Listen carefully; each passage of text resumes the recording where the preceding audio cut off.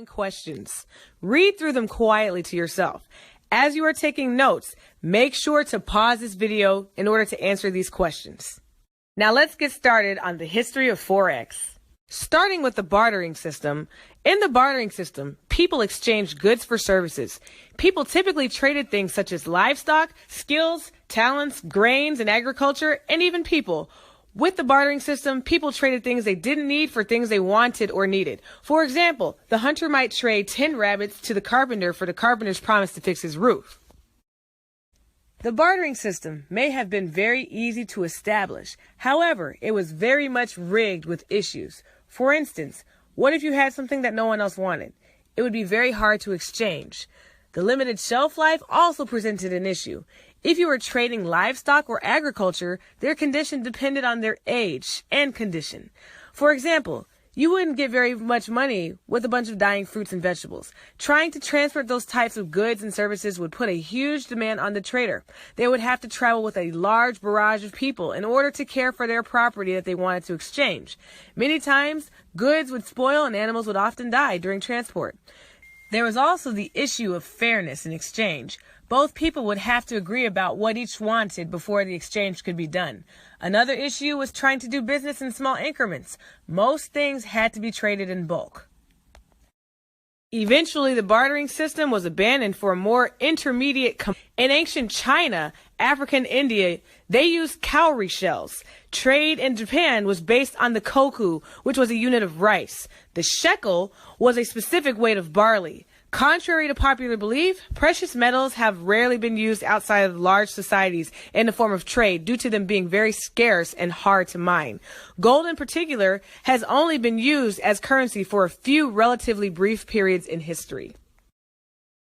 Money in the shape of small knives and arrows made out of bronze were used in China during the Zhou dynasty.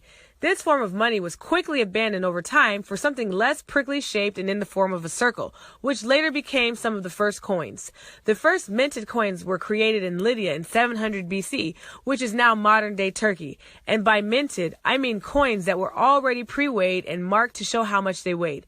These coins were made from electrum, which was a mixture of silver and gold that occurs naturally. These coins had a lot of advantages. Now people could actually trade what they wanted for what they needed and exchange coinage rather than goods and services that had to be agreed upon. Coins were also easier to transport rather than transporting all your goods and services under the bartering system. Uniform coins also meant that merchants did not have to use scales to measure metal, which is a very time-consuming process. At a glance, they could determine literally how much money was on the table. This type of currency exchange had large impacts all around the world. Countries began adopting the coin form of currency in order to participate in foreign trade. There were, however, disadvantages to the coin system. For instance, coins' weight could change over time due to normal wear and tear. Also, there were criminals who would intentionally file down currencies, which was an offense punishable by death. And also, coins could be counterfeited, unlike in the bartering system. Lastly, coins were also very heavy to carry around in large quantities. Also, it was dangerous to carry these large amounts of.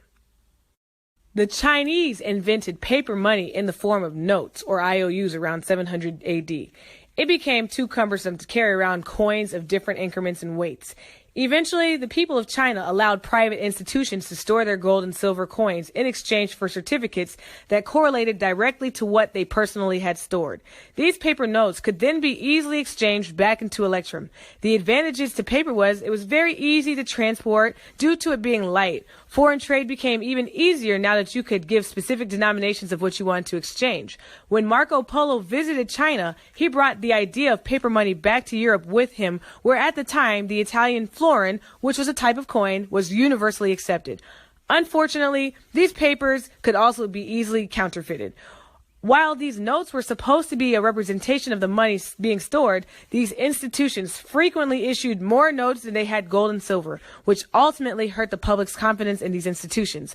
These private institutions also gave rise to the use of banks controlled by governments such as the Federal Reserve, which acted similarly during the gold standard system, which will be talked about shortly.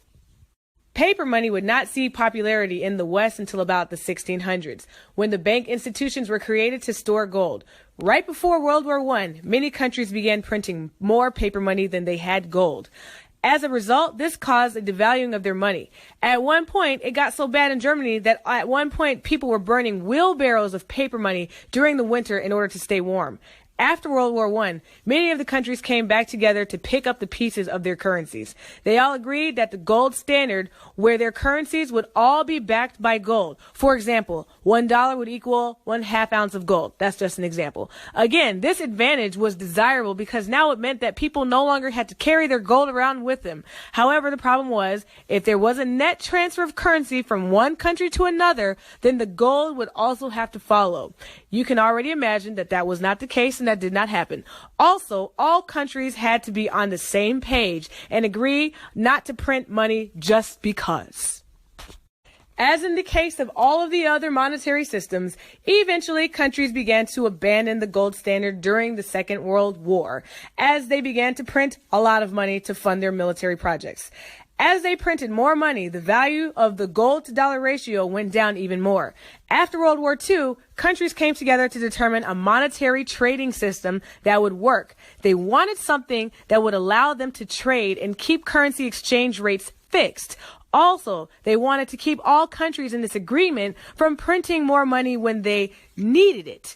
They all agreed that the gold standard was too rigid and they needed something that would allow them to keep a leash on the overprinting of money while still allowing flexibility.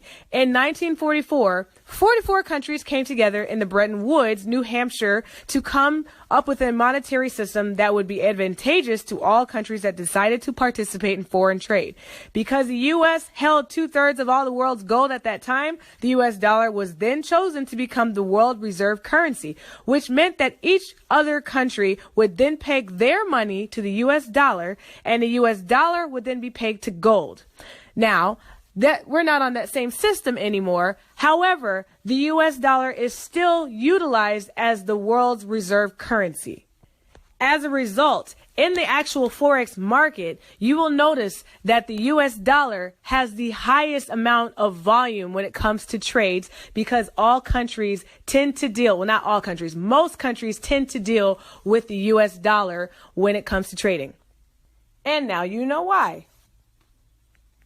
Out of this meeting came two types of institutions, the IMF and the World Bank. The IMF's job was to lend money to countries who needed help in order to keep them from printing more money, which would cause the other countries' money to become more devalued.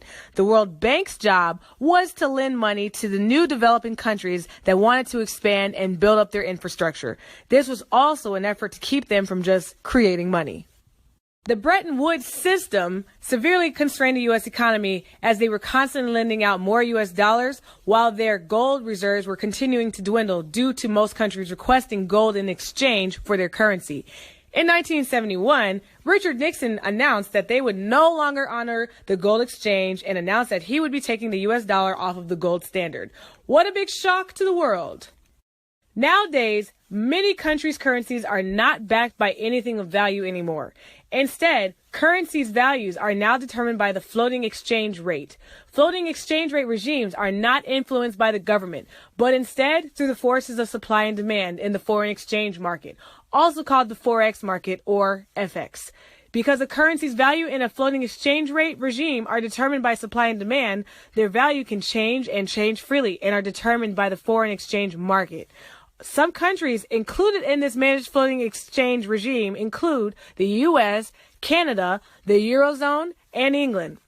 On the other hand, China does not participate in the floating exchange rate regime. Instead, their currency is pegged to a basket of currencies. By now, you should have a good understanding of the following questions. Read them quietly to yourself, answer them, and when you are finished, go on to the next video in Forex Foundation 1 series. My name is Adeze Duncan, and remember, I am a student, always.